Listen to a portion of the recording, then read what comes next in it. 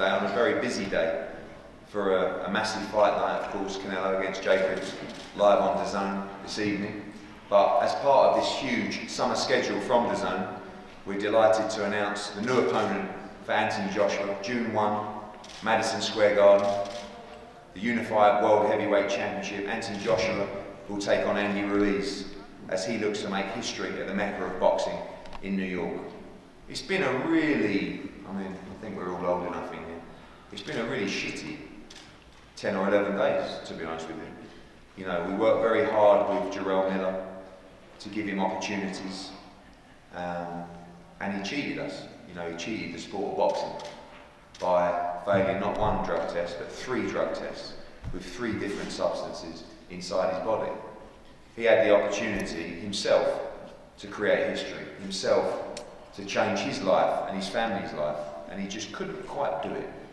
You know, he couldn't bring himself to fight Anthony Joshua on a level playing field. And one thing that is quite frankly annoying me at the moment is that fighters that talk about stepping up, yeah, I'll take on Joshua, I'll do this, yeah, and then unrealistic financial demands, or deciding to put half a Walgreens in your body to try and beat him. So when we got the bad news, my first thoughts were, who is it going to be? And then it was the big dilemma. Everybody, it's him, it's going to be him, he wants this, he wants that. And we looked around, and the first thing that I wanted more than anything was to make sure we had a real fight on June 1. Because I have to be honest with you, I'm a promoter, but I'm also a fan. And I didn't want to bring Anthony Joshua to Madison Square Garden to walk into an arena knowing we can't lose, knowing it's going to go 2 rounds, knowing we have an opponent that's coming for the money, not one that's trying to fight through his family, for a legacy and for history. And a couple of guys reached out to me that made me feel, you want it, you really want it. But this man to my left was really the one that sent me those messages, and I watched him in interviews and I thought, you know what, this guy really wants it. This guy really believes he can win. And when you spoke to people in the sport of boxing, the reaction is, this is a real fight. This is a tough fight. This kid can fight. This guy has fast hands. This guy has a big heart. This guy has a good amateur pedigree. This guy has Mexico behind him. And once we got the deal in place, this was a no-brainer for me. You know, and for the casual fans who may realise that Andy Ruiz is not carved out of stone, the ones in boxing who knows their boxing know that this is a big, credible fight at the Garden on June the 1st. Many say this man should already be world champion. He went to New Zealand, he lost a very close fight to Joseph Parker for the WBO World Championship. It's his only loss on his record. This time, he fights in his own country. Although there'll be a huge amount of British fans among that 20,000, there's now going to be a lot of American fans, and there's now going to be a lot of Mexicans, because he has a chance to become Mexico's first ever world heavyweight champion. And that is a legacy that may never be repeated. That is an opportunity that may never happen again. He will become a national hero, an icon in Mexico if he can win this fight. And Joshua knows this is a real fight. Joshua knows this is a real test. And I'm excited because I'm a little bit scared, you know? And I want to be scared. I want to be fearful. This is Anthony Joshua's first fight in the US. New commission, new time zone, new arena. All the challenges that he has to face.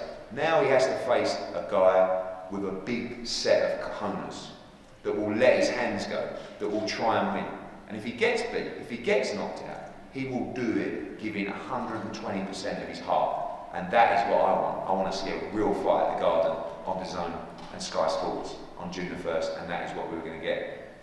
So before we go to Andy, I'm going to pass over to his father, Andy Ruiz Sr., to say a few words. We spoke on the phone, Andy. I know you, again, called for this fight. You believe in your son's ability, and June the 1st, at the Mecca of boxing, your son will get the opportunity to make history and try and become heavyweight champion of the world. Yes. This is a question for Manny as well. These big elite heavyweights, contenders, watch them, and they have done for years.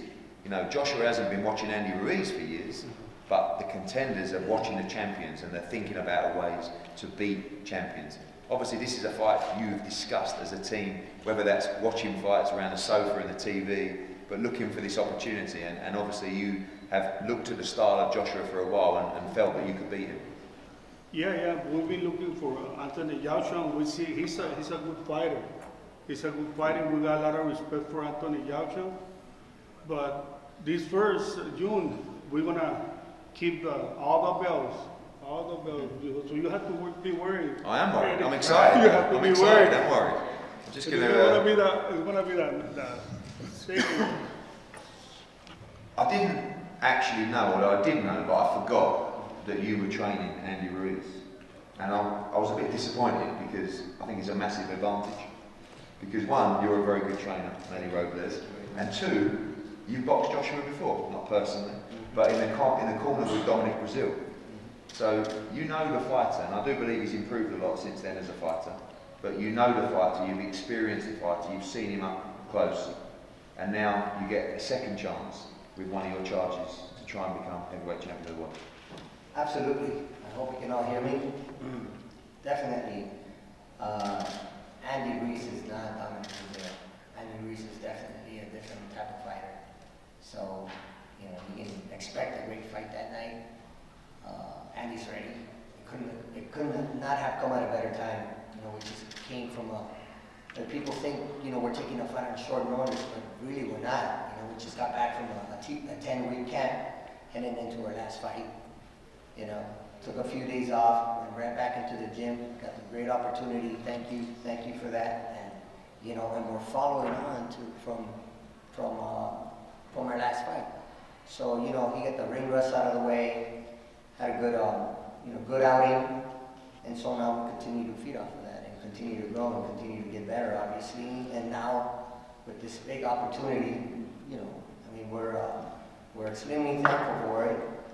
And we're going to, you know, take advantage of this opportunity, definitely. I know you won't give tactics away, but what are the advantages that Andy had in this fight? Obviously, you know, physically we look at the two. Joshua is definitely the superior athlete. Andy's extremely fast. You know, he has a great boxing IQ as well. What are the problems you think he can possess in this fight? Well, you know, looks can be deceiving. You know, a lot of people will doubt Andy because of his physical appearance. But let me tell you, this guy, don't worry about what you see on the outside, because what this kid has on the inside is not very common. This guy's got, as you said, big cojones. He's never fought a Mexican fighter, Joshua, and this kid is different. He's definitely a pressure fighter. Obviously, being a shorter fighter, of course, you know, it's no rocket science. We're going to look for the fight. We're going to look to get on the inside and break down that body. Personally, I don't think Joshua has ever been hit in the body. This kid knows how to go to the body. He's a Mexican fighter. You know? Mexican fighters are known for that, exactly. Go to the body and punish the body, so that's what we're going to be looking for. Thank you. Andy, if you could pass the mic to your son. Andy, you're here. Again, you know, you were that guy, sent me a message on social media just before your Dimitrenko fight to say, look, just to let you know, that I'm ready for Joshua. I'm going to have the fight here, and you know, I can beat Joshua. I know I can. Obviously, as it progressed, you let your team take over, but you wanted this badly. You wanted this badly, and on June the 1st, you get a chance to make history and become the unified heavyweight champion of the world. Yeah, you know, this is a lifetime opportunity. It's my second chance to make history, to make my dreams come true. It couldn't have happened any better than now. I just fought April 20th. I'm sharp, I'm prepared. We don't have to start a new training camp. The training camp, it just keeps going, you know? So I'm just really excited for June 1st. Everybody's underestimating me, just the way that I look and all that, but to tell you the truth, I have heart. I throw a lot of punches. I'm gonna show the world what I am and what I could do, and I'm gonna prove everybody wrong. I'm gonna bring those belts back to Mexico. Well, I'm gonna bring them to Mexico because it's never been to Mexico, so I'm going to make history. God willing, everything's going to come out good. Talk to us about that, because it's been an interesting response from since we announced. And normally you make an anti-Joshua fight, you know, the casual fans love him, they don't really care who he fights, it's the anti-Joshua show. This has been a situation where the guys who don't know boxing might look at you and say, well, he doesn't look like Joshua. And the guys in boxing all say, wow, this is a really tough fight. You know, we spoke to Jesse Vargas, then they spoke to Canelo, to Oscar, and everybody said the same thing. They know you, they know your pedigree. And how's the response been from you? I saw you reply to some stuff from Tyson Fury as well, you know. Yeah, like I said, everybody's underestimated me. Tyson Fury, I don't know why he should be even talking. Yeah, he came from a bad experience doing drugs and whatnot, but I'm not here to talk trash about anybody. Like I said before, I do my trash talkings inside the ring with my fist, and like I said, there's a lot of doubters out there, especially on my social media, but you know what, that gives me more motivation, more confidence, and you know, I just gotta stick to the game plan and win. That's the main thing. I'm here to win. I'm not scared of nobody besides the man upstairs. I know Joshua's a big guy, but like I said, I'm not scared of nobody. I'm here to take what's mine. You know, he has a WBO world title that they robbed from me when I fought Joseph Parker. He has that WBO, and now I have the opportunity to take 3 other belts from him. So, you know, this is not easy. But I'm gonna give it all I got, man. Everything that I got inside my heart, and I'm in this to win it. Let's talk about the challenge of Anthony Joshua. Obviously, like I said to your dad, you've watched him over the last few years, improved as a fighter, has come through tough periods in fights, has hit the canvas in the Klitschko fight. You've obviously been watching him, and with your boxing IQ, you see weaknesses and ways to defeat him. Yeah, of course. You know, we've seen a lot of fights with him and Dylan White, him and Carlos Takam.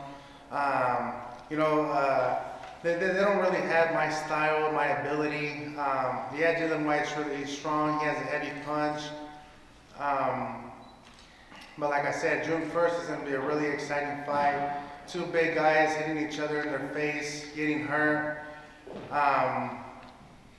But you know, he's a big guy, and I see a lot of flaws that he does. I don't want to say it because I don't want him to correct it as well. So it's pretty simple though. People saying you have to be the aggressor, you have to get on the inside, you have to get in range, and obviously that carries its own dangers as well.